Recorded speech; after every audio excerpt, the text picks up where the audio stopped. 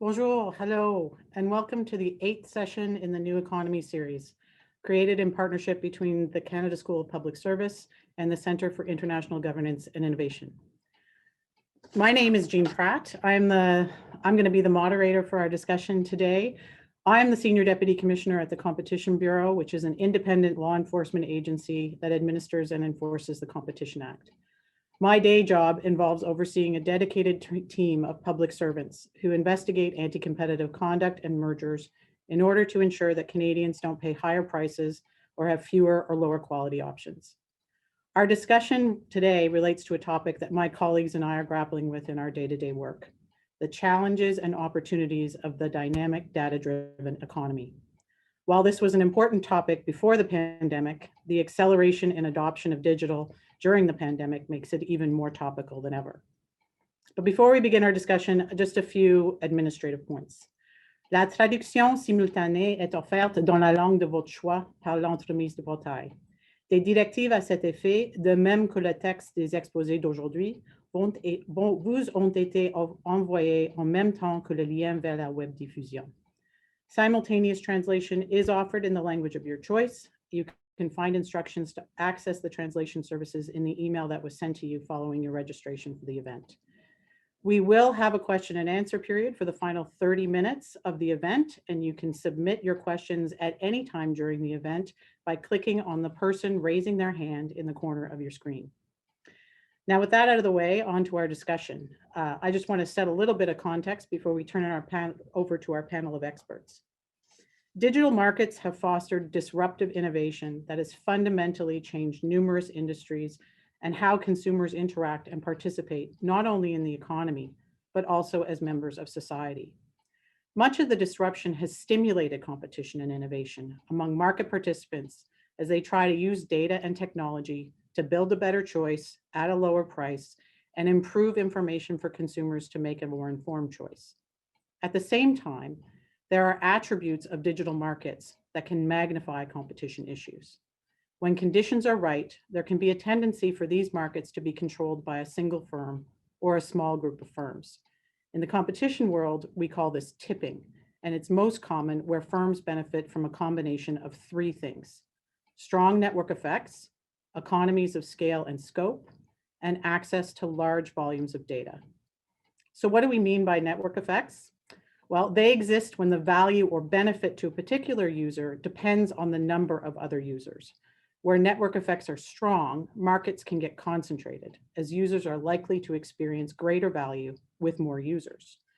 This then presents a bit of a chicken and egg problem for competitors. In order to attract users, they have to be perceived as valuable, but they're not going to be perceived as valuable unless they have a lot of users. Another key attribute of some digital markets is that data is a key input. Search engines are a good example. They're more likely to produce better results when they receive a lot of queries on a wide variety of topics. This potential benefit of data, known as a user feedback loop, is one of the ways that a data-rich incumbent can use its data to beat out rivals. As a competition law enforcer, the prospect that problematic conduct or mergers could lead to quicker, bigger, and irreversible anti-competitive effects due to tipping keeps me up at night. In terms of problematic conduct, some argue that tech giants operate as gatekeepers who can exclude access to essential inputs and discriminate in favor of their own products. Concerns have also been raised about tech giants buying startups to stop them in their tracks before they become competitive threats. We call these killer acquisitions. At the Competition Bureau, we're prioritizing digital matters and investing in tools to support an intelligence-led approach to detection and investigation so that we can be as efficient as possible with the limited resources we have to detect, investigate, and challenge problematic conduct and mergers. We're not alone in doing so. The past 5 years have seen a proliferation of competition law investigations, litigation, and administrative penalties totaling multiple billions of dollars around the world. In Canada, we have conducted major investigations into Google, Apple, and Facebook, with other digital economy investigations in the pipeline that are keeping our staff very busy. At the same time, jurisdictions around the world are taking a close look at whether our existing competition policy frameworks are up to the task. The European Union, Australia, the UK, and the US have all completed in-depth studies and inquiries that have produced recommendations for various changes to existing competition policy frameworks that range from tweaks to fundamental change. We haven't yet had this competition policy debate in Canada, but we are watching the debate going on amongst others closely. Key questions in those ongoing debates include what issues could or should be addressed through competition versus other policy instruments? How does content, speech, or privacy intersect with competition policy? What will Canada's response be to these issues, and how will the digital giants respond to these efforts? Are the giants too big and too powerful to regulate? Will they threaten to exit Canada as they have done in other jurisdictions like Australia?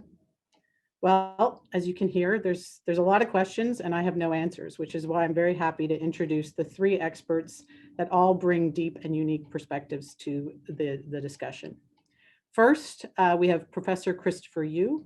Professor Yu is the John H. Chestnut Professor of Law, Communication, and Computer and Information Science, and the founding director of the Center for Technology, Innovation, and Competition at the University of Pennsylvania.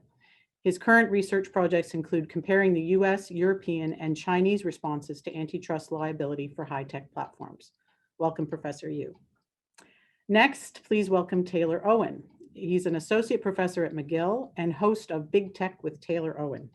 He is the Beaverbrook Chair in Media, Ethics, and Communications and director of the Center for Media, Technology, and Democracy in the Max Bell School of Public Policy at McGill University. Welcome, Professor Owen.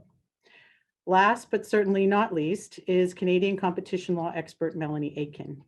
Melanie is co-chair of Bennett Jones Competition and Foreign Investment Law Group, and she has extensive competition law and litigation experience gained in both the private sector as well as senior counsel with the Department of Justice and as a senior executive at the Competition Bureau, including as Canada's Commissioner of Competition from 2009 to 2012. So welcome to all of you. To start us off, I'd like to ask each of our panelists to identify some of the key attributes of digital markets that you think distinguish them from traditional markets. Let's start with Melanie. Thanks so much, Jean, and thank you for the invitation to be part of this really interesting session. So I'm pleased to be here. So when we talk about digital markets, we're, as Jean has well situated us, we're really talking about marketplaces, whether they be for goods, ideas, or information that have features to monetize for shareholders the value that is sought by those seeking or those selling those goods, ideas, or information. The key attributes, Jean referred to, it's this idea of these powerful network effects. And it's really owing to the economies of scope and of scale. And the example that I was going to give that Jean has almost effectively given was just that I always think of the easiest way to think about it is just that, the Google search engine just gets better the more we use it. And there's a reason that when we get all up in our worries about privacy, we try Bing and then we immediately switch back to Google because the results that you get are just better the more people that use it. And so this is this sort of self-perpetuating competitive advantage that derives from the economies of scope and scale. Some of the other key attributes, these platforms or these markets have become sort of a must access type of place. So for the seller, he has to be there. For the consumer, they want to be there. For the advertiser, they have to be there. So it's just become this thing that has to be part of their world. And so there is obviously derivative effects from that. The risks have been described as, I think Jean referred to this one of the three powers. There's a gateway power, and that is this ability to determine who's in and who's out and to set the rules of access to your platform, to your market. Another is leveraging power. And so that's the idea that you're dominant in one place and you're able to, over in some neighboring market or some neighboring activity, exercise that dominance, leverage that dominance so as to arguably create another area in which you're dominant, potentially without end. And then finally, the exploitation of information. And so because they gather all the data, from willing consumers, perhaps not well-informed always consumers, but willing consumers, that gives them a bunch of different abilities to do things. They can if they're selling, for example, their products in competition with others, they can potentially, with all that information, make theirs just that little bit more desirable. They can exploit that data in other ways. and they can obviously sell that data in ways that might be unanticipated, and they can price discriminate, get to know you and your preferences, and they get to know your pain point and your threshold. So those, if you're interested, there's a very accessible article by Lena Khan at Columbia, and it's called Sources of Tech Platform Power. And I just find it a really easy read. I'm not, a huge digital person by any means. I'm way too old and came to this too late. So I actually find it very accessible in terms of thinking about it as a consumer. And is this a good thing net or is this a bad thing net? I don't necessarily agree with everything she says, but I think it's a really cool article. So in a nutshell, durable market power, this idea that the power is so strong that no matter what an enforcement official does, they'll never be able to do it fast enough, that even the most innovative new competitor is just never going to be able to get in. That there's this incentive to swallow rivals. So those killer acquisitions that Jean referred to, this idea that it's well worth way paying more than something seems to be worth right now. In fact, it might not even be making money, but give them that payoff so that they don't have to deal with a competitor. And then this is vast reach that they have. They go into areas that are very far afield from competitive effects, but also do have competitive effects. And the concern about, of course, transparency, that they're no longer competing for the market. And so while they may have been incredibly innovative to get to where they've been, which I think nobody could argue against, the incentive to continue to innovate may be diminished. So that's just a little bit of intro from me. How about from your perspective, Taylor, are there additional attributes? Yeah, I mean, just I guess as a caveat going into this, that I'm in no way an expert on competition policy like the other two panelists and yourself as well. But I do study the digital ecosystem and increasingly the role that some of these large platform companies play in that ecosystem and the way governments are starting to engage in a policy discourse targeted at those companies and their attributes. And there's a few, I think, if we think of the internet now, largely the Western internet, we can leave aside China for the moment, but I actually think there's a competition element to that conversation as well. But in the Western internet, I mean, the most content and economic activity are filtered through 5 companies. And a few attributes of the scale of those companies are beginning to become more and more apparent. I mean, the market power is massive. There's $7 trillion of value in what are 4 companies right now. A market cap that's doubled over the course of the pandemic, which shows, I think, some of that network effect challenge you're talking about, that value is accruing in those 4 countries, not being dispersed across the broader market. The scale of operation of these companies is historically unprecedented. Just Facebook alone deals with 100 billion pieces of content a day. So the scale of activity happening in each of these major companies is mind-boggling. And there's increasingly substantial vertical integration in their business models and their spheres of influence, which I think from a competition perspective is probably a concern. If you get one company involved in a whole host of different domains, and then using those data monopolies and that they've been able to accrue in one sector and extending that into others, that clearly creates other competition challenges as well. But from a governance perspective, there are some real difficulties here, it seems to me. And I can just flag a few, I think, to help frame where I'm thinking on this. But one is there's a real tension here between government's innovation agendas and their competition agendas, particularly given the fact that a pretty laissez-faire approach to the growth of these companies by governments themselves as what is in part why they are so big. Yes, they've provided great services and they've been able to scale in really innovative ways, but they've also done so in a very lax regulatory environment up until now. And so it's difficult for governments to turn on a dime and start developing entirely new structures for competition policy, for example, when they haven't been there before.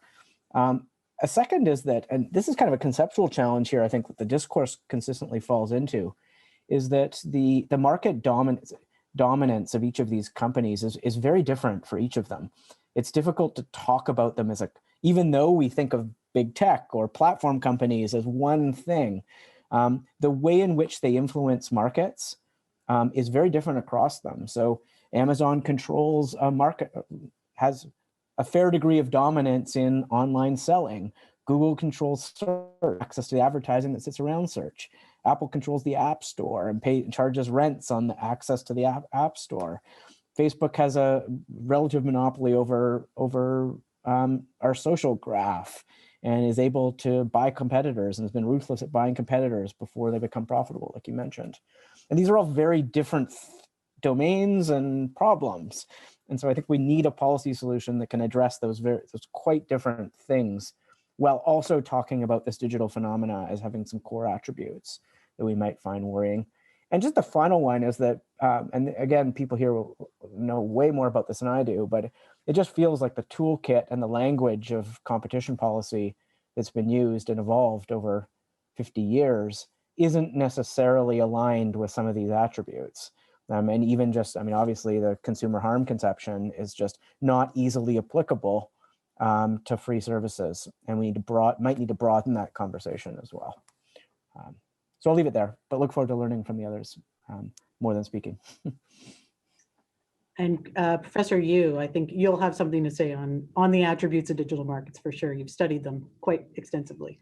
Well, yes, and it's interesting just to take off some stuff on some starting points that Taylor gave. There's a lot of things, I mean, he's teed up a lot of points, I think, really, really well. So there's a tendency to use the word big tech, which really invites us to lump 4 firms together typically: Google, Amazon, Apple, Facebook. A search company, a social media company, an e-commerce and cloud company, and basically a device manufacturer. And we're supposed to condemn them together.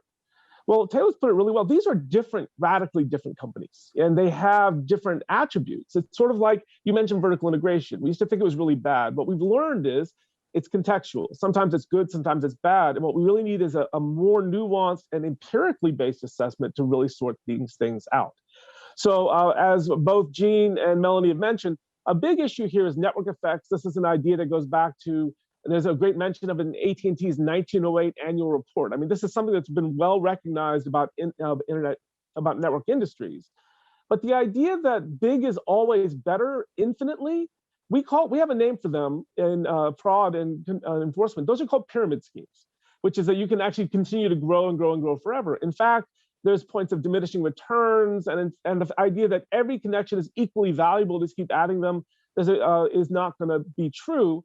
In addition, the idea that network effects would work the same in search and social networking and e-commerce and cloud and devices also is unlikely to be true. It would be a remarkable coincidence.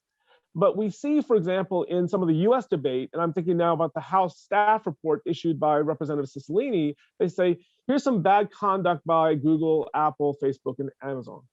Therefore, we're going to condemn dominant platforms generally without actually analyzing whether some of those were specific to the specific industries they were in, and then perform and propose reforms that really have nothing to do with the platforms, but are generally changing merger presumptions for healthcare firms and everything across the board. And so what I find really missing is a rigorous analysis. And to me, this is where competition policy is fit for purpose. That's classically what it does. You talk about cases, not these broad brush painting of aspects. I do think that they need more resources. They may need more engineers on staff. There's some issues about how we'd have to reform the agencies to have them deal with a very complex problem. But I think that that the idea of just assuming winner take all across all markets is improper, because it's not going to be the case. We see in travel sites, multiple ones are surviving side by side in some industries differently. Winner take all often is typically based on the assumption that if you pick one, you don't pick any of the others. I don't know. I watch my kids to look for what tech trends are. My kids are on about 5 different types of social media all the time. And it's not an either or for them. And in fact, it makes the entry paths much easier. Jean mentioned big data. I'm not a big fan of the term big data, because again, it encourages just to look at the volume. What we discover is different industries use different data in different ways. And there's more leverage and less leverage. A classic thing that I've written a little bit about is between structured and unstructured data. Actually, for structured data, you don't need a lot. And the algorithms are really available. For unstructured data, you need lots and lots of it, and you need a lot of data scientists to help you sort it out. Without drawing even that basic distinction, you can't really understand how that creates the market power. And so, to me, I do think that there is an established toolkit, but the key for me is to put consumers first. A lot of the discourse is talking about this company is disadvantaged and that company is disadvantaged. And what we've learned in traditional competition policy and competition law is sometimes what's bad for competitors is really, really good for consumers. I mean, the rigorous competition always creates winners and losers, and someone thinks, oh, that's not fair. I understand where that comes from, but as a policymaker, you have to stand back and say, what's really good for consumers, both in terms of the hard-fought competition and tooth and nail aspects of it, but also for innovation and new things that we couldn't do before, and pushing out the envelope. And all those have to be taken into account. Well, that's kind of the perfect segue. Like a lot of people have been talking about the problems with tech giants, but let's talk about the good. What are the key benefits of digital economy and data-driven platforms for Canadian consumers and businesses? Taylor, let's throw that one back to you. Yeah, I mean, look, I think we've seen over the last decade the incredible power of access to information and the type of collective action that's enabled both in the market and in our social and political lives that's enabled by these very same network effects. There's absolutely no doubt about it that we can do things and say things and behave in a way that was largely unimaginable before we started using these tools. Part of the inverse of that, though, is I do think there's a tension between that empowering aspect, whether it's for businesses in the innovation space or social activist groups in the collective action space or political campaigning, where we're heading into a place with the pretenses of empowerment while significant filtering power and control are existing in the design of the companies themselves. And that is where I think we really need to separate what behavior is enabled by that design and how is that behavior shaped by that design. And I think increasingly the competition conversation will need to engage with that tension. That is a filtering algorithm actually enabling diversity in the market, or is it shaping the market to conform with the incentives of the company that controls the algorithm, for example? Those kinds of questions of who is being empowered and who is in control really touches at the core, ultimately, of what competition policy is, which is ensuring there's fair markets and fair participation inside those markets. Maybe back over to you, Professor Yu, just to do the counterpoint, maybe on the innovation piece and how competition drives innovation and what the benefits have been from an economic perspective. Well, the benefits are huge. There have been some studies to try to estimate the value of the economy, of the online economy and the app economy. It's interesting because I think about old activities that are made easier versus new activities. You know, and I went to business school, I went to law school, and they train you to think of this. And old activities are so much easier now. I mean, the easiest example for me that we all understand is, remember when we used to plan vacations before the online world? We have to get guidebooks and Xerox pages along with us, and we had to plan out all our travel and every hotel. God forbid you're stuck in a town with the sun going down and you don't have a place to stay, you know, restaurant, navigating to places. Now we do all those things on the fly. And travel is kind of trivia, but, you know, just communication with each other, shopping, you know, Zoom and shopping during COVID have been a godsend. You know, it's just the online capabilities of doing that, finding jobs, information about governments, access to financial services, news, video, and entertainment. It's incredibly beneficial and improved consumer information about products, about prices, about quality. All those things are pretty revolutionary. But in addition, we're doing a lot of new activities that we never did before. Social media didn't exist before. You know, cloud on the back office stuff didn't exist before. Sharing economy, the importance of user-generated content, forms of political organization online are all incredibly important. And, you know, the access to local information about local news, you know, there's all these new dimensions that are pretty astounding. Now, the other thing we talk about is entry and, you know, about how things have changed.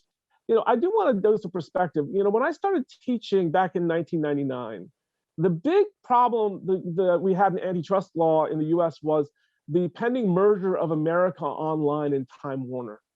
And in retrospect, and the big fight they're talking about was access to AOL keywords. And it seems kind of quaint, but it shows to show how much has changed.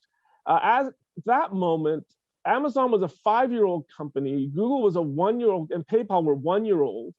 Netflix was 2, and Facebook, Uber, Spotify, and Twitter were years from coming into existence. And they all started as these SMEs and garages, and it's been this really dynamic form of entry.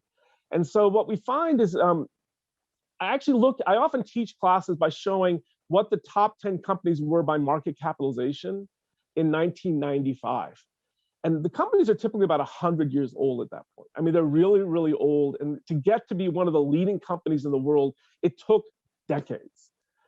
All the companies now, I think now exclusively, are like 20 to 25 years old, and a lot of them are 10 or less.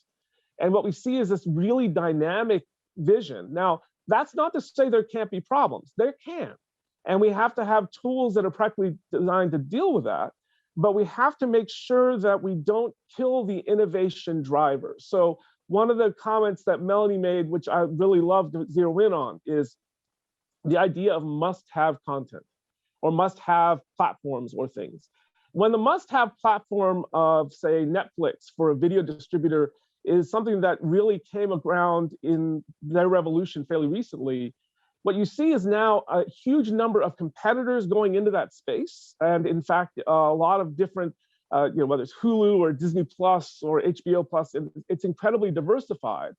And what I really focus in is on whether there's entry barriers to make sure to see if any short run advantages are going to be durable.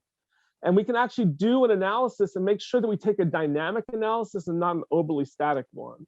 And to see how, if our entry barriers are low, it's actually easier for us. And this is a case where they had contracts that ran out, and when they came up, we saw this very dynamic form of competition emerge. We can think about this in much more different ways, that instead of saying it's really important now, if you think about statically in the here and now, that's a problem. But if you think about it over a 5-year span with these new entrants, it looks a little bit different. Last comment. Taylor, you mentioned competition laws wants things to be fair. I think that's right. But many times in competition law, that's a word that trips us up, and a lot of people have to be very careful. It's fair from the standpoint of consumers. And and a lot of the complaints now are coming from competitors. And some of them are competitors. There is conduct where there actually can be harm. There's other times where they claim it's unfair because they didn't make the investments or have the foresight or the innovativeness to do something new.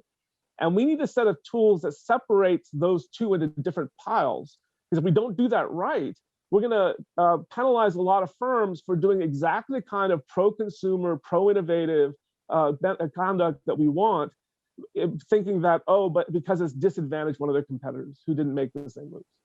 You mean Facebook's argument of fairness shouldn't be the focus of a suit against Apple? Well, it's funny. One of the things I love is when they talk about protecting the small companies, and the idea of Facebook or Apple needing our protection as a small company that's unable to handle itself, I think is something that always strikes me in these debates. Setting that one aside, there's a lot of things that Facebook has done has been unfair. And a lot of them have been deceptive, and they've gotten a lot of trouble with the US regulators for that. And we have a way of dealing with that. There's other problems where the bigger question from a competition law standpoint is this conduct so aggregated to this whole level, starting to affect the competitive process? So it's like, I always think when I teach my students, there's securities fraud. People lie about issuing a stock. It's a crime. We've got laws to deal with that. Competition people shouldn't become concerned until it becomes so pervasive or systemic that it starts to threaten the proper operation of the securities market, not just one issuer and one set of shareholders, but where it becomes a social problem. And I think of a lot of the fairness problems and the privacy-related problems in the tech space is the same. We have privacy tools, and we generally deal with them pretty well. Is it possible that a privacy violation could arise to the point where it needs competition policy attention? Yes, but not when it's just a garden variety problem that we can deal with in a different way. That's great. Just a plug to remind people that if you do have questions for our panel, to put up your hand and submit them. I guess we've talked a little bit about the good stuff, Melanie. I'd like to maybe focus a little bit more specifically on what the bad and the ugly may be of some of the digital markets. What are the areas of potential concern and debate? Yeah, so there are a lot of areas, right? So there's some that are much more headline grabbing than competitive effects that we all read about, incitements to violence and that sort of thing.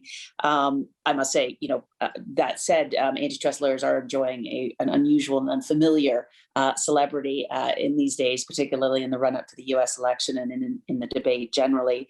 But there are some issues that, and this isn't my area of expertise, but certainly do seem to me to more strongly and powerfully call for a public policy response, something along the sort of the extreme end of things like the incitement to violence. And maybe we'll talk about that a little bit later in terms of where you draw those lines, because even those lines are hard to draw, but you don't actually see in what I've seen that the platforms really pushing back all that hard on having some kind of regulation around incitement to violence, that kind of hate speech type of thing. Definition is still a problem, but I think in concept, they're more amenable to that. It's when you sort of start moving down the spectrum to the other types of issues, which can really defy sort of an easy, clear line as to what is sort of some sense of right or wrong, a range of issues that really defy line drawing exercises. So here I think of things like diversity of voice, harm from echo chambers, decrease obviously to personal privacy. So none of that is within my expertise. So I'll confine my remarks, I guess, really to the competitive effects, and I think those are real.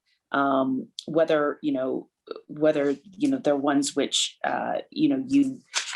whether it's from whichever perspective you look at it from, and I am hesitating here because I think there's an important discussion to have at some point here about what's the focus. In Canada, we speak about we are protecting the competitive process, and so too do they speak of it. And I shouldn't speak for the U.S., but they speak of it in those terms as well, but with the consumer as the focus. Whereas traditionally Canada has not focused on consumer, we focus on consumers and businesses. We look at the competitive process and try to find out what net is best for those groups, all groups grouped together. I think one of the things I noticed from Taylor's remarks, and I totally understand that perspective because I think there's going to be a lot of people in this audience as well, as we grapple with what are clearly overwhelming challenges in some respects, this desire to say not just whether we regulate, but assuming that we do regulate, how we need to do it. I do really urge in this area, and again, this is my competition bias, but that regulation is not necessarily the first place to go. We have competition enforcement officials armed with tools that I think certainly they need to continue to grow and to expand and to try on different things, but they have tools. They don't have enough resources, but regulation is not necessarily the answer. It may be the answer for things like hate speech, but I'm not persuaded, at least yet, that it's the answer for competitive effects. So, a crisp definition of what it is you're trying to remedy, I think, is essential before you start jumping into designing a regulatory remedy.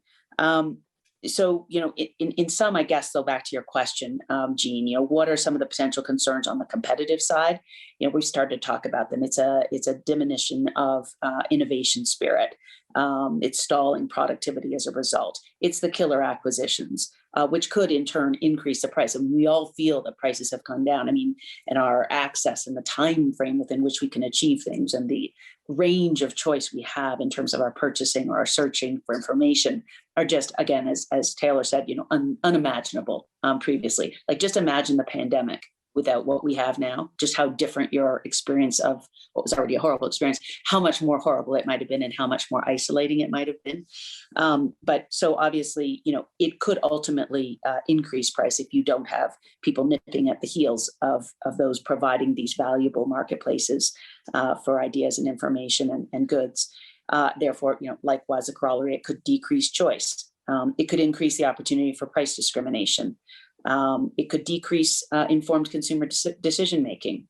I think, again, as Taylor pointed out, and I think that's a really interesting way to try to intersect competition policy with what I think are really other policy concerns. This idea that at the core, you'd have these platforms actually defining the parameters of the universe within which consumers actually make choices. I think that's an interesting and intriguing way of looking at trying to connect the two. I'm not sure I totally go there, but I do think it's something worth talking about. There's the risk of obviously denying access to a valuable resource. These must-have platforms just because you have this data disadvantage. And this idea that if you have distorted markets, if you accept that they're not going to self-correct. And that's, I think, where we really need to try to be really crisp about what is the distortion. Is there actually a distortion? And if so, what is it? And how, if at all, should we address it through regulation as opposed to perhaps competition enforcement? Okay, so Melanie's given a little bit of how to address some of the problems, but maybe Professor Yu, do you have anything to add on what the potential bad and ugly problems we're trying to scope are in terms of what the regulatory response should be?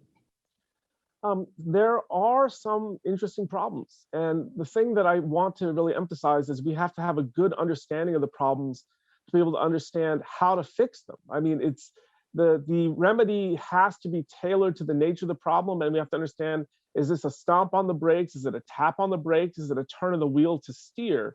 And this is a big issue, which is, I do think that there is a tendency to lump all, as we mentioned about big tech, into one, or big data into big categories. The other terms I dislike intensely are GAFA and FANG, namely based on the initials, because it just invites you to gloss over important differences. And it returns to what I think of as a big is bad mentality. And what we've learned over the years, that's actually tied to an old paradigm in economics called structure, conduct, performance, where we didn't have good data on how markets performed.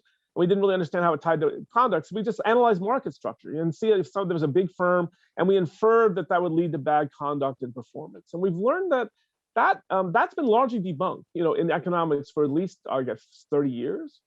They're saying that there are some market structures that are very concentrated that don't actually lead to bad performance. The key, for to throw a bit of jargon, there's a theory, just for people who want to look it up, called contestable markets. There's some that says that's the case. There are deconcentrated markets that perform very badly. Some price leadership models can actually do that. And we've learned, and that different conduct makes a big difference. And so what we need to do is to understand how things work. So one of the demons we have is algorithms. And we should always remember algorithms are making enormous benefits possible. I mean, this is allowing us to process information, helping us, whatever, in public health, and however many ways that we can think of. On the other hand, it's easy to demonize them and it feels weird, but to understand there are different problems you can have with algorithms. You can have bad data used to train them to create the model. After the model is created, you can feed them bad data as inputs into the model and get bad results. And other things that we know is algorithms have emergent properties that only show up at scale. Like all complex systems do funny things that you can't figure out by analyzing the component parts. All three of those are distinct roads to failure. And unless you really understand the problem you're dealing with and which road you're on, you can devise a remedy that won't solve your problem at all, and to try to figure out how things are going. To go to a couple things that Melanie mentioned, I agree with her skepticism a little bit about the regulatory solution. I actually had a chance to meet with both the ACCC and the UK on these issues, on different matters.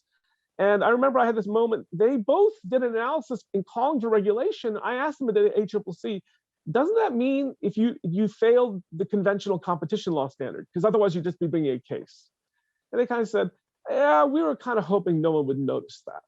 And if you don't have something that meets traditional competition law standards, one of two things has to be true. Either the competition law standards were wrong, or it's not really conduct that's potentially culpable. And we have to have that conversation to try to understand it. UK's Furman's report draws largely the same conclusion, which is we have to keep a close eye on these. There's not a problem. It doesn't pass the standards of problem now, but it might be.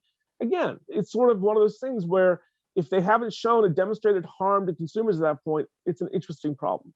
The other thing about the regulatory move is they invoke things like regulation of financial services and telecommunications, without actually studying those industries and how that regulation's worked in the past. And in fact, one of the things I'm convening is a study group to look at these major industries and discover there's in the US, they analogize it to Glass-Steagall, which is the old financial services regulation that was repealed. There is a robust financial, empirical, historical, business literature, legal literature exploring that Glass-Steagall wasn't all it's cracked up to be. Now, maybe it has some strengths and weaknesses, but don't we have to at least look at the models that they're pointing and building on to try to learn from those before we start embracing them? And I find it really complicated. The last thing to respond to something Taylor said, and maybe this is a very distinctly US thing, which is, we have an issue of diversity of voices, which in the US is largely done in the communications industry by the Federal Communications Commission. But what I find is we have a First Amendment tradition that really draws on John Milton and Areopagitica and John Austin from the 1830s that says there are many editors in this world, not all of whom are benign, but there is one actor who cannot be the editor, and that's the government. And so the idea of using regulation to correct a speech market to an American eyes turns the First Amendment on its head. And that is a particular conception of free speech that is not universally shared, but it is one that animates a lot of what we do. I do think even if it's not an absolute bar, in countries that are willing to go that direction, it's at least a caution flag or a warning sign to have debates, because in all this, we're talking about second bests. And is the cure worse than the disease? It's a question we always have to ask, because we shouldn't assume that the government intervention process will be perfect. Well, thank you. I think we've had quite a bit on problem definition, but Taylor, I'm going to throw it back to you. We do have a particular Canadian view of some of these issues, and I'd be interested if you have anything to add on the problem definition aspect. Yeah, a couple of things, just building on those two really interesting comments and answers there, I think.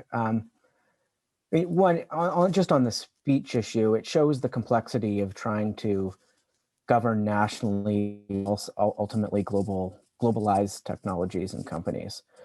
Speech histories and traditions and laws are fundamentally national, and as they should be. The German government has a very different conception of hate speech than the American government for clear historical reasons. And in my view, they should be allowed to impose their views of hate speech and their hate speech laws on platforms that happen to be based in the United States and which are rightly embedded with many of the First Amendment values and principles from their country in which they were invented. But that creates a tension between national governance and the design and global nature of these companies.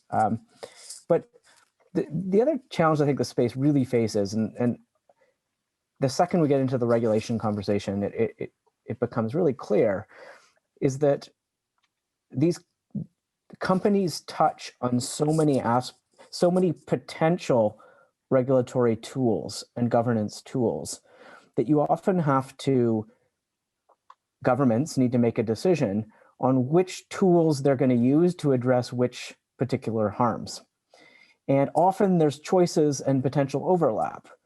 So if you think of this sort of broad policy framework as having a set of, to deal with these harms, however broadly you want to define them, of data policies, so a bunch of things we can do to regulate or control how data is collected and used, which we have a set of norms and principles for. Content policies, so all the different things we can do to regulate what is allowed to be said in our society, which we do already, and competition policies. These are three very different sets of tools that in many of the cases we're talking about, when we talk about harms, present choices, like policy choices. And my belief is the principle guiding those choices should be which one gets at the most structural element of the problem. So it's not sort of applying policy after the fact and trying to retroactively fix problem, but might actually change the incentives in the design of the system to lead to better outcomes in that space. So if you look at harmful speech or disinformation and misinformation, one way at it is to regulate the speech, what is allowed to be said, which seems to be a direction we're heading in Canada. Would never happen in the United States, obviously, has already happened in Germany. We could penalize companies for promoting speech, getting around concepts of like intermediary liability, which have protected them from that liability. So that's one framework. But another framework might be to provide more choice in the digital speech market. Right now, if I want to go to another platform than maybe Facebook or Twitter and the way they govern speech, I don't have a lot of options. So it could be that a lack of dynamism in that digital speech market is leading to some of these challenges, right? Companies that have one set of values being promoted in this type of speech they allow. Data and privacy policies might be another thing.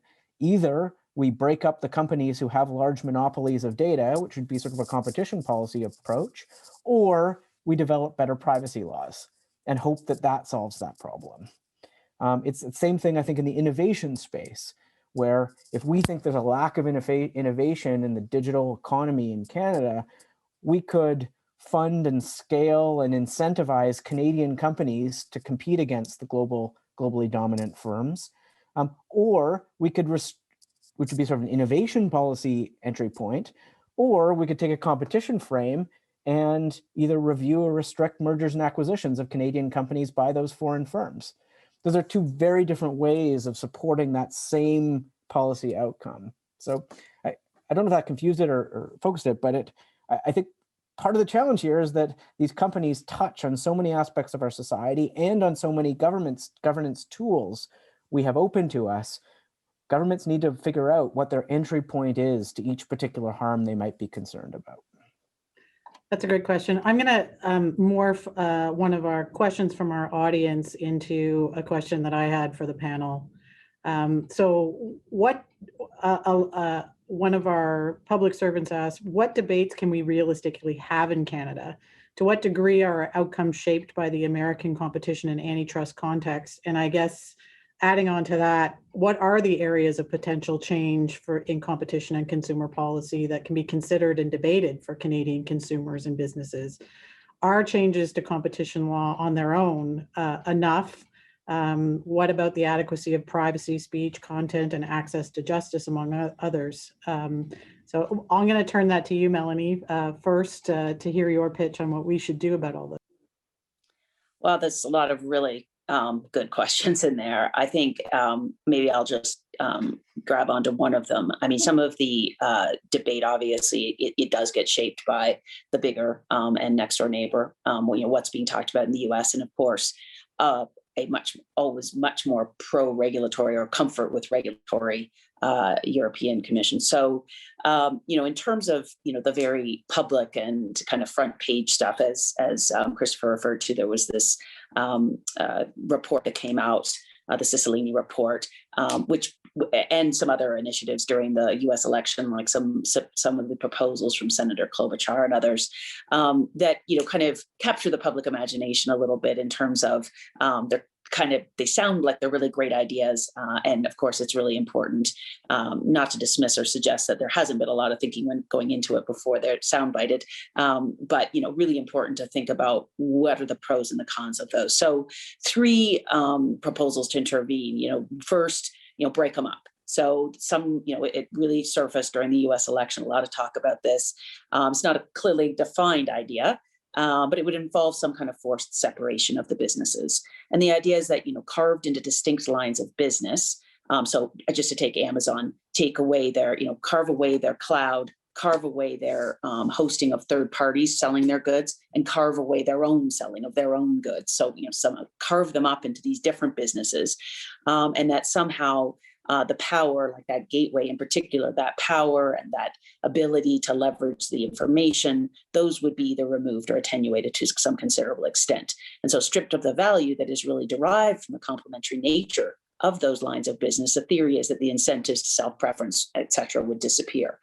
For those who are not just offended by the very idea of breaking up just because, which I guess I would number myself among, there are real questions in any event, that are glossed over quite a bit by the rhetoric. Again, not to dismiss the genuine scholarship that has been devoted to this issue, but, as Christopher said, big has never been bad. or for a long time, big has not been bad. And there really just is this very fundamental idea that big is bad is embedded in breaking them up in some, not particularly thoughtful or principle, at least that I've seen yet, manner, other than just you're big, so we don't like that. I think the really important questions are, what benefits might we be risking if we do that? We've been talking a lot about concerns, but there's a lot of benefits. What about the choice, the price, the innovation, the convenience? Are we going to risk losing all of those advantages if we just break up these big companies? Significantly, competition agencies do have the mandate to address conduct that is anti-competitive, that is engaged in by dominant enterprises. And that's a pretty universal principle, differently spelled out, but existing in all mature antitrust jurisdictions. While funding, as I pointed out, I think should be improved. Active enforcement against violators that are engaged in distorting business practices is arguably preferable to crude tools instead of just taking a carving knife. The second is prohibiting those killer acquisitions. Again, not terribly well defined, but some idea that if you're of a certain size, you can't make any acquisition of a company. The idea is that by disallowing them, the innovative upstarts will continue to contest and test the market and thrive and ultimately compete with the big boys. What that theory fails to account for, at least among other things perhaps, is that most, if not all of those startups are not conceived with the idea that they will ever take on the big guys. The very motivation for their innovation and the very fundamental thing about them that attracts the investment capital is the idea that they will reach a payoff day, that they will sell out with their innovation to and be embedded within perhaps an even better use of their technology with a bigger player, that the sum might be greater than the parts. And if we outlaw the lure of that payday, again, there is the risk that it may never be engaged in the first place. And so those, impossible ideas will never get explored because the capital will never be attracted to it to fund the innovation necessary to develop it. The third is, I think we've been talking more generally, like this idea of just regulate. And the argument in favor, seeks to intervene to protect certain kinds of players. And again, that's kind of anathema to competition policy. We don't protect players, we protect process. We protect and strive to protect a competitive process on the idea that it will be better for everyone. But if we decide we're going to treat it like a utility, that it has somehow tipped to the place where it has become effectively a utility, so goes the logic, then we will be able to access the benefits for all, not just the few. These huge enterprises will be stopped in their tracks in terms of gaining and benefiting from their alleged monopoly status. There are a lot of implications to what admittedly is a well-intentioned idea in my view, but with the greatest of respect and having spent half of my career in public service, I don't think the best talent of governments is necessarily picking the winners and the losers in the marketplace. And so that doesn't mean there's not a place for regulation. I just think it has to be incredibly carefully approached and recognizing that that's why we put competition regulators in place, was to protect against abuses by those with dominant market power or material market power. And so when the businesses go too far in their practices, there is actually a way to address that. It may be that agencies haven't been as effective or as active perhaps as they should be. The answer is to better resource them while still holding them accountable to establishing key things like the economic harm. But I can assure you that there is no lack of will among antitrust agencies to take action, and nor should there be, but to take action against major players, whoever they may be. And that may be a club you don't want to be a member of. But in any event, I've seen no disinterest in going after them. There are issues of funding, but if there is a will, my own personal view is you're better to try that. Take it out of the world of political gamesmanship, which we're seeing a ton of in the U.S. influencing this discussion, and putting it in the hands of those who are in charge of protecting the competitive process. That's great. I'm really happy to hear that there's consensus among the panel that we at competition agencies need more resources. So I'm going to take that away and take that to the bank. Professor Yu, I know you have a comment, but I'm going to couple it with a question from our audience. We are in the audience participation period. So How do you balance supports for innovation and protection from harm? We've seen social media have quantifiable harms in social behavior and mental health. Where does the responsibility for user behavior begin and end for big data? Over to you. So taking, well, just because I had it queued up in my head, I'm going to riff off something Melanie said, and then I'll try to answer the question that you just directed there. There's actually an interesting history about breaking them up and comparing with the Canadian experience with the US experience. And the first thing I did when I moved to Penn was to hold a 25th anniversary conference on the breakup of AT&T.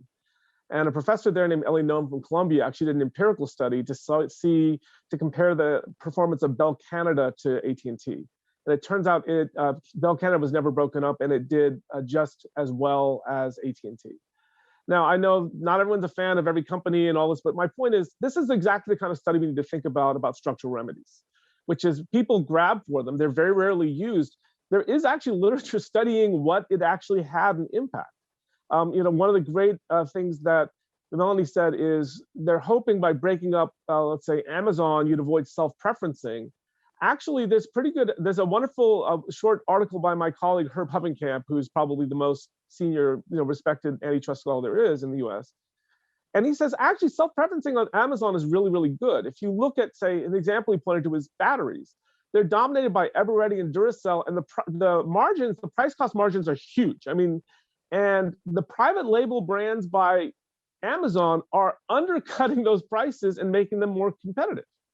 And it's a really interesting question about, understanding self-preferencing when you have a consumer market where it's relatively entry is low. It can incentivize a lot of really good behavior.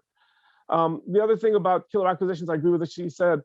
If you block acquisitions, you're cutting off part of the market for innovators. And that's going to reduce the value of those companies. And assuming that even if it's 10% of their exit strategy or 90% or anything in between, that's a really dangerous game unless you have a way to sort out which ones were going to make it on their own and which ones were destined for acquisition, and figure out which ones to block and which ones to allow. Android was a 6-employee, no revenue company when it was acquired by Google. And it's just the idea that we could predict then that it would turn into what it was going to be is hard. On the other hand, both Samsung and Huawei have attempted to go back to do what they did, is go back to the original Linux or Android source code and to do something to create their own operating system because they're worried about it. They've been unable to do it. And so there is a sort of a value proposition, a contribution that there's involved here that we have to take into account. Now, in terms of the Canadian debate, something came up, one of the two quick thoughts. There is a different, Melanie talks about protecting the competitive process. In the US, there's a broadening notion of what that might look like. The traditional notion is multiple players. This goes to Joseph Schumpeter's work. Multiple players vying to sell the same product in the market. Schumpeter said an innovation-oriented economy is about out-innovating each other as opposed to actually competing in it. And it might be a competition for the market, and that you might see a different dynamic take place. The other thing that's interesting for Canada to consider is whether you want to go the national champion route. And to me, the archetype here is Japan and Korea. There are some interesting problems with that. One problem, I was talking to my friends, those actors never challenge agency actions because they're in collaborating with them and they regard them as friends. And so my friends who are in enforcement agencies in the US said, that's great, we wish that would happen here. I said, the flip side is when they have trouble, it's your obligation to bail them out. I mean, if you're a partner, it's for the good and the bad. And if you're really going to go that route, it's the whole hog. I mean, you've got to go that way. But there's also a trade war question, which is if you're going to do that on a tit for tat basis, the risk is everyone does that and you're cut to your domestic market. And then I think that a country as small as Korea, it's what, 50 million people? It's tough. Japan's 120 million. It's just, their strategies are sort of interesting. In terms of what the solutions are about harms, there's a tendency to want competition law to do everything for everybody. And there is fraud harms, which we deal with through consumer protection laws, which are different from competition laws. And there are other adverse problems. But the thing that's on everyone's mind in the US is about deplatforming and speech. And I'm going to say something that's not always very popular. I actually feel tremendous empathy right now for Twitter and Facebook. Because in most free speech issues, there's a way you can jump that is safe. You just go away from the edge and it's clear, don't do anything. Right now, they're going to get hit if they exercise too little editorial discretion over their feed, and they're going to get hit if they exercise too much. And so they have to hit the bliss point in a world where everyone has very different conceptions of what that bliss point is. And if they had deplatformed candidates before the election or in the interim between the election and the insurrection on January 6th, there might have been very different reactions. And on some levels, though, the US approach to free speech, the flip side is they can deplatform as a private actor with no adverse consequences whatsoever. Why? It's entirely in their editorial discretion of what to do. And they're ultimately serving their customers. And if the customers want it or don't want it, it'll work that way, mediate through all these imperfections, because they're never perfect about doing that. And they're always slow and late. But there is some virtue to this.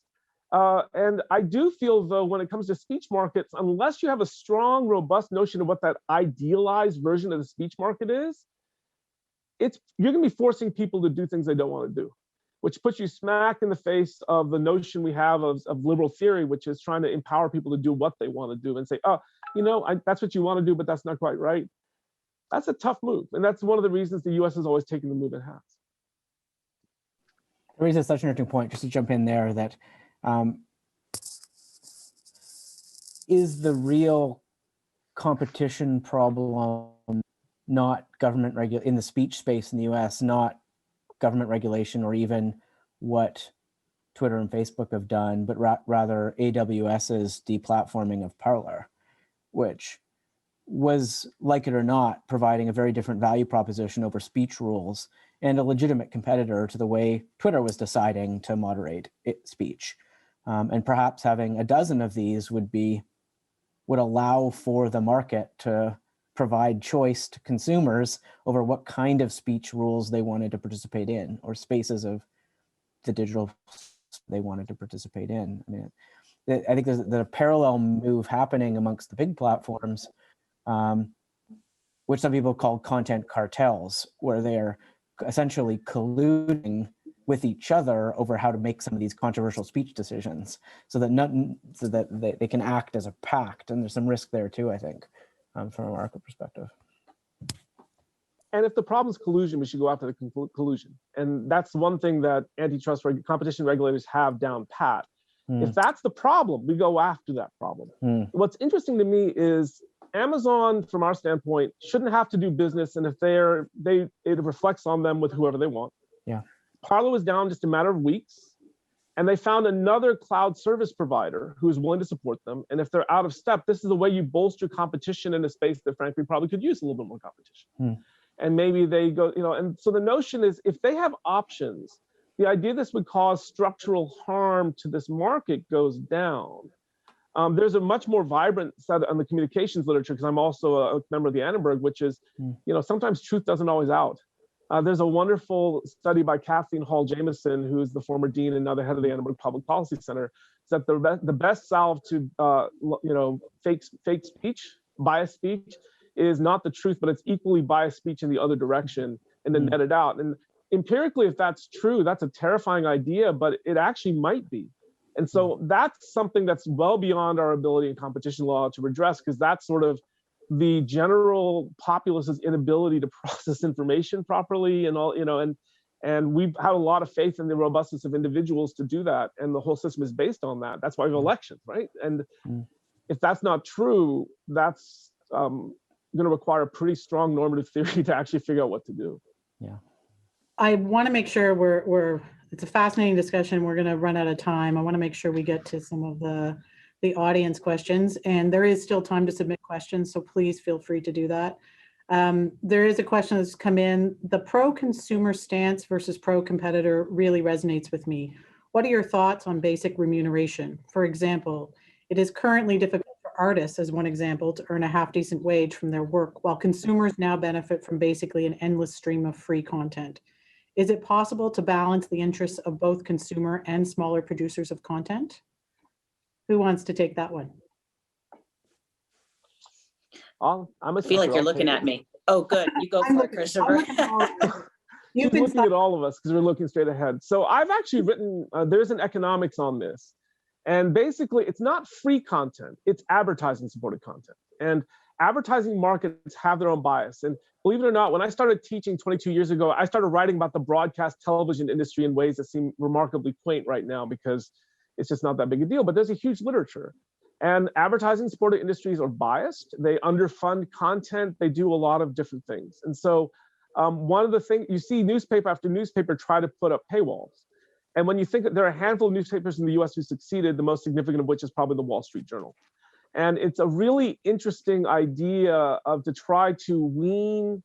The whole advertising supported vision of content in newspapers was built on Sunday advertising circulars for grocery stores and department stores, legal notifications, and classified ads, none of which have anything to do with content, and all of which are probably more efficiently done through other means on the internet right now than through newspapers. And so we had this really weird structure where we had it funded content through other ways, and we're going to have to create a new system. There's a great literature looking at pay television versus advertising supported television. And the pay television, if you look at HBO and the Emmy Awards, it's just much better, higher quality, and it tends to work out that way. I think there's an argument for trying to change the way we move that would actually create much more, you can actually generate a lot more revenue on a smaller customer base through a different business model. Unfortunately, we think about this as a media company or a search company or a social media company. I actually think you should follow the money and think about these as advertising companies and understand them that way and analyze markets that way, because frankly, it's not really search, it's a delivery of eyeballs. And however you can do that is probably a better way to think about it that might yield a more useful way to restructure the industry in ways that are positive. But I think that we're seeing in a lot of creative industries new ways for artists to reach markets than they ever had, not dependent on whether it is movie studios or record labels or these sorts of things that aren't easy. But are more varied and more open in ways that I think people are starting to use to their advantage. Melanie, do you have anything to add on that? Well, I would just say, I agree with that liberation point. There now are more platforms, but I think one thing that, in fairness to Christopher, he may not sort of appreciate, and maybe I'm hearing this question in a way it wasn't intended, but when it comes to artists and it comes to content and CanCon and some of the things certainly have been issues of importance over the years in Canada.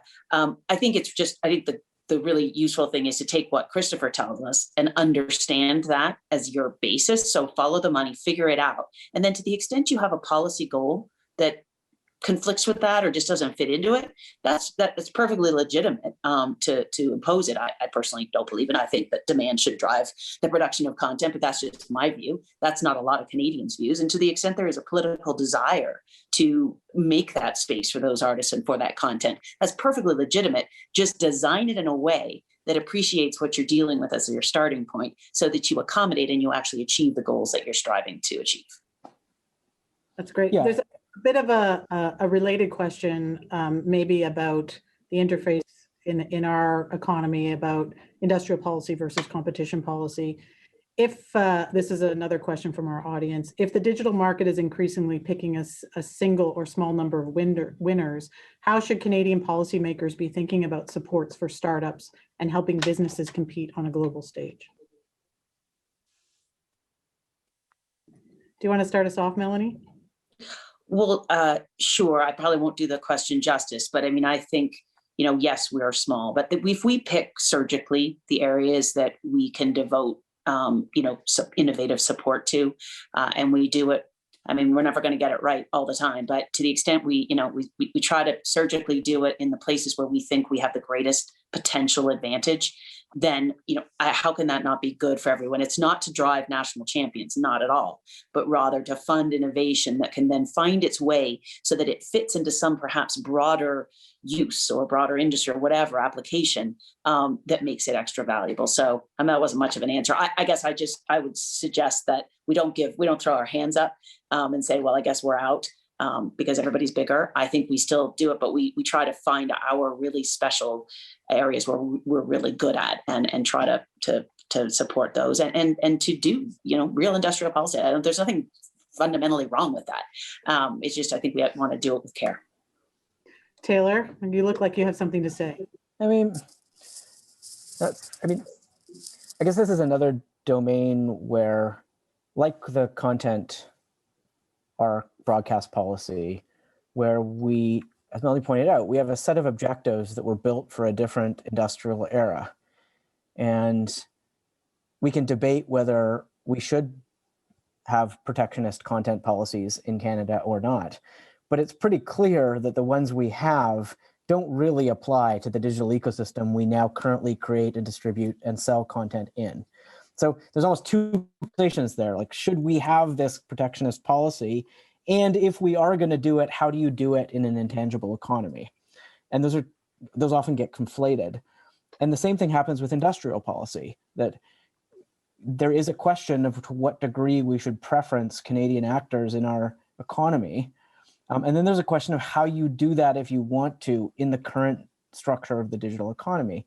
And so ends up with these real tensions between something like an FDI industrial policy, which clearly would try to incentivize the platforms to invest in Canada, bumping up against a policy to support Canadian scaling companies, which have to compete against those now subsidized foreign firms engaging for talent and resources in the Canadian economy. Those are in tension with each other. And so, that doesn't help the conversation, but I think sometimes we're conflating objectives of these policies and whether we should be doing them or not with how you actually implement them in the digital economy at the moment. Professor Yu? So bigger isn't always better. Facebook started in the dorm room. Google tried to kill it. How many of you are on Google Buzz or Google Plus? They had 4 runs at it. They failed. And so my instinct is that, there are good ideas that come out. And I do think there's something about incubators and to try to include, the beautiful thing about the internet is you're actually not restricted to a Canadian market. If you come up with an idea, you can actually reach really, really broadly, and you can get into global markets that way, and a lot of companies do. What's fascinating to me is there's some studies of youth. I think comparing in Europe and the US, 2/3 of American youth think they're going to start a business sometime in their lifetime. 1/3 of European youth think that. And sort of empowering them to do these things and then giving them the means to doing it may be the way, if you want to do industrial policy, maybe more promising, because the alternative is to throw money at it from the top down. The EU does that all the time. As far as I can tell, with very, very limited, if any, success.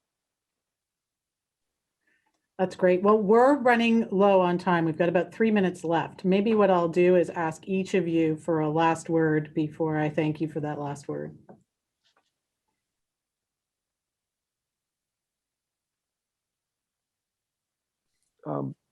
So since my mic is actually still on for the last one, I'll go first. I'll just say this is an incredibly complex area, and that we're at the beginning of a very long conversation. And so I would encourage people to think about something I was always taught to do as a young scholar. What could you show me that would change my mind? Because if the answer is nothing, then we don't really have a conversation. It's about politics, you'll go vote, and that's fine. The place where we have a really harder question is understanding the things that we need to understand better, and to figure out what aspects of this are things that we need to study better, because there's a lot of things we don't know. And there's a real tendency to do the fire, ready, aim problem. And I think that that's got it precisely backwards, and that I think that we can take the time to try to make better policy by thinking about it in more systematic ways. Melanie? Sure, kind of similar. I think, don't jump, don't panic, jump to the regulatory fix.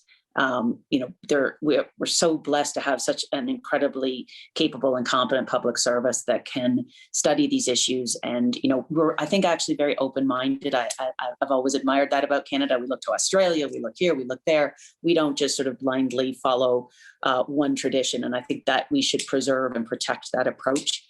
But when it does come to actually considering regulation, to really make sure we know the target we're shooting at, make really sure we've got a crisp definition of the problem and a crisp, carefully designed regulatory solution to the extent one is needed. Otherwise, just give Jean more money. It's good. It's all good. Taylor? Yeah, just to add to that, I mean, we are not alone in this conversation with countries trying to figure out how to evolve to govern in the digital domain. And yes, we're overly biased by our proximity to the United States, but there are a lot of similar sized countries exploring this as well. And part of what's interesting about this governance space right now is different countries are experimenting in different ways. And there's just a huge amount to learn from what other countries are doing and how we can iterate on those and even collaborate. And I think the competition policy space is ripe for more of that. Well, I want to thank all of you for an excellent discussion from a variety of perspectives on issues that, frankly, here at the Competition Bureau, we're grappling with every day. And things are just getting faster. That dynamism and innovation is a good thing, but there are some challenges. More money might help, but there are still significant challenges for us. And I think this is a key debate at a key moment in time, 10 months into this pandemic as well. So I do want to do a thank you to all of you, a thank you to our audience as well for sending us some very interesting questions to stoke our conversation. Do want to do a plug for the next event in the series, which will be in April, and it will be on the economics of attention. So we hope you'll join us. With that, thank you very much for your attention for the last hour and 15 minutes, and I wish you all a good day. Bye.